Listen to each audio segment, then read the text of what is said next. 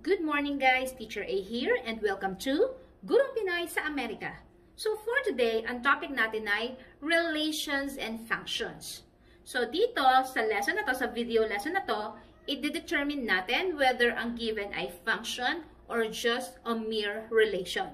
So bago natin gawin yon, syempre dapat alam muna natin kung ano ba yung relations at kung ano ba yung functions. So mag-start tayo sa definition of terms.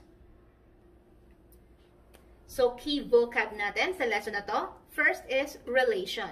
So, kapag sinabing relation, it is the set of input and output. So, inputs and outputs, yung tinatawag nating mga ordered pairs. So, input, ano ba yung input? Ito yung mga domain or X value sa given.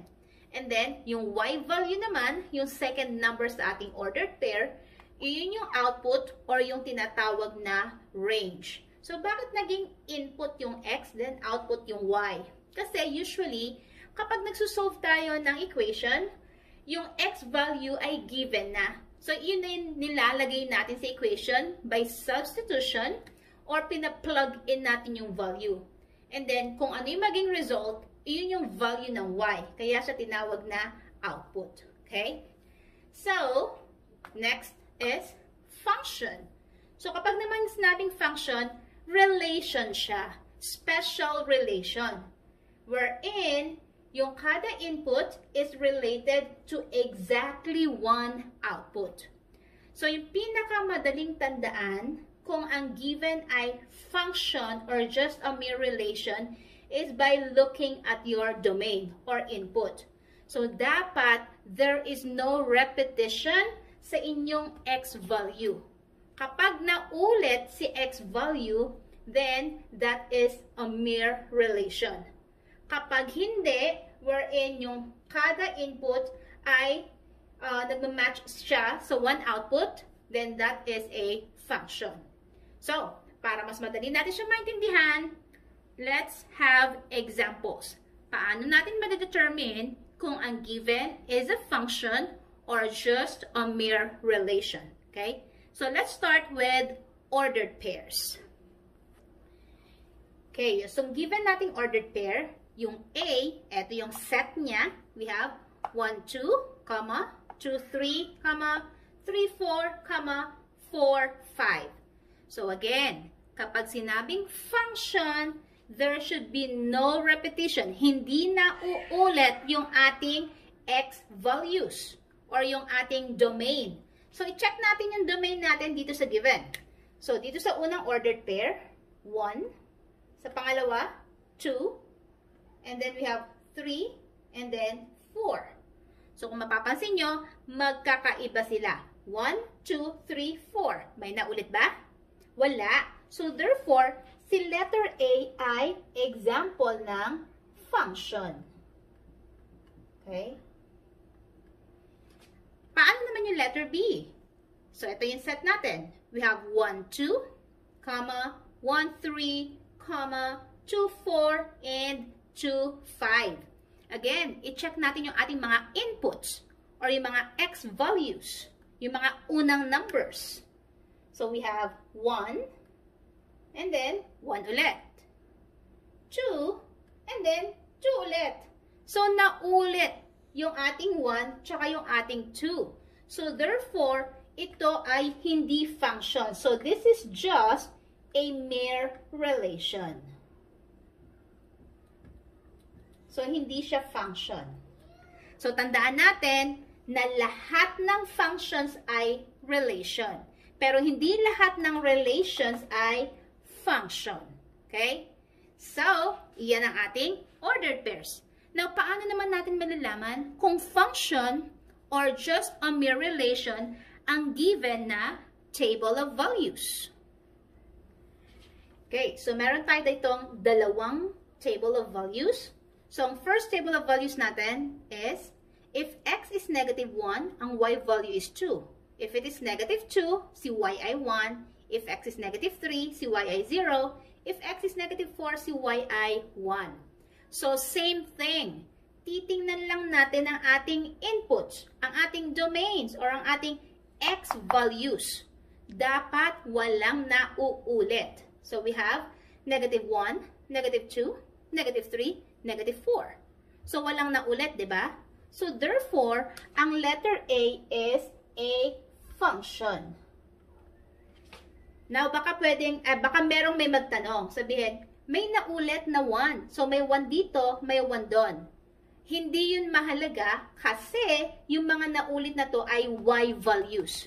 Ang focus natin ay ang ating domain, ang ating x values. So, it's okay kahit pare-pareho pa yung nasa y nyo as long as walang nauulit sa x. Okay? So, that's for letter A. What about yung letter B? Ang x natin ay 2, 1, 0, 1. And then ang ating y ay negative 1, negative 2, negative 3, negative 4. So parang binaligtad ko lang yung given sa letter A. Actually, binaligtad ko talaga siya. Hindi parang. So, i-check natin yung x values. Meron bang naulit? Yes. Ayun, no? Si 1 dito, tsaka si 1 doon. So, naulit yung 1 sa x. So, therefore, this is just a mere relation. Okay? Kasi naulit si 1.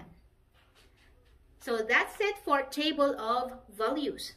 Now, this time, paano natin madadetermine kung function or just a mere relation kung ang given ay arrow diagram or mapping? So, yung first type na ating arrow diagram ay tinatawag na one-to-one relation. So, kapag sinabing one-to-one from the word itself, ibig sabihin, kada isang x, katumbas na ay isang value lang ng y. So, tulad ito, 1 is to 10, si 2 para lang siya kay 20, si 3 para lang siya kay 30. So, kada isang value ng x is equal to isang value ni y.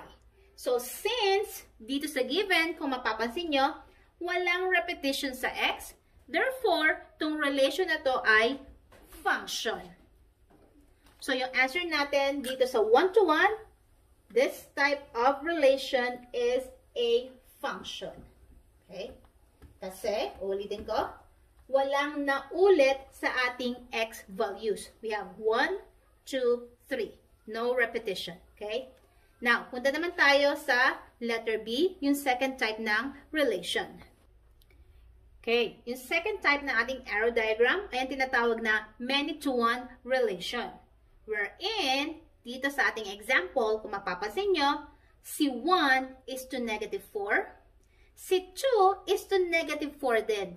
So, dalawa sila, wherein iisa ang equivalent nilang value sa y na negative 4. Kaya, many to 1.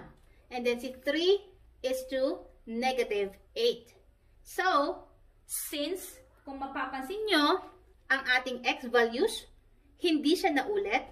1 is to negative 4. 2 is to negative 4 then. 3 is to negative 8. Walang repetition sa x. Therefore, this is also a function.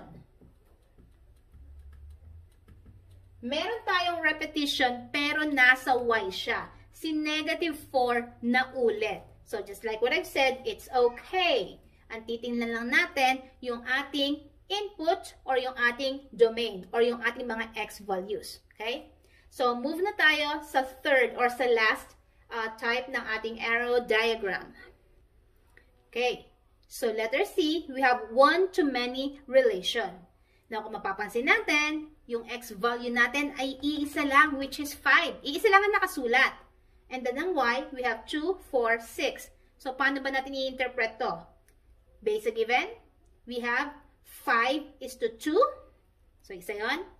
5 is to 4. So, naulit na naman si 5. And then 5 is to 6. So, naulit na naman. So, one-to-many, iisa ang ating x. And then, marami siyang mga equivalent na y values. So, nauulit sa ating x. So, therefore, itong one-to-many relation is just a mere relation. Hindi siya function.